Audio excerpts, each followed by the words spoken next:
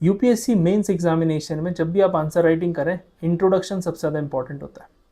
कई सारी कॉपीज़ पढ़ने के बाद मुझे ये रियलाइज़ हुआ कि जब भी एक आंसर एवरेज होता है तो वो वीक तरह से स्टार्ट होता है, मतलब उसमें वो दम नहीं होती, वो अथॉरिटी नहीं होती।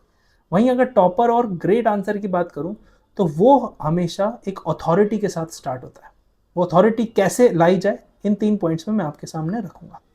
पहला है, जब भी आप इंट्रोडक्शन लिख रहे हैं वो इंडिकेटिव इन नेचर होना चाहिए। इसका क्या मतलब है कि जब भी हम क्वेश्चन पढ़ा, हम जो पहली 3 लाइन इंट्रोडक्शन में लिखने वाले हैं उससे एग्जामिनर को ये समझ में आ जाना चाहिए कि हमको क्वेश्चन समझ में आ गया एज अ स्टूडेंट। ये 3 लाइन में पहली जो इंट्रोडक्शन लिखो वो डिफाइन हो जाना चाहिए। दूसरा इंपॉर्टेंट पॉइंट क्या है, जो भी क्वेश्चन की थीम है वो इंट्रोडक्शन में एड्रेस होनी चाहिए।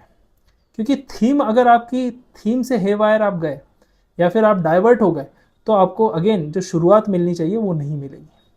और तीसरी सबसे इंपॉर्टेंट चीज़ है कॉन्टेक्स्ट। कॉन्टेक्स्ट सबसे ज़्यादा वाइटल है। जैसे फॉर एग्जांपल क्वेश्चन में सोशल जस्टिस की अगर बात हो रही है, कोई कॉन्स्टिट्यूशन का आर्टिकल लिख दीजिए। वहीं अगर जैसे मैंने आपको थीम के बारे में बताया, थीम में आप कोई करंट इवेंट्स ऐड कर दीजिए।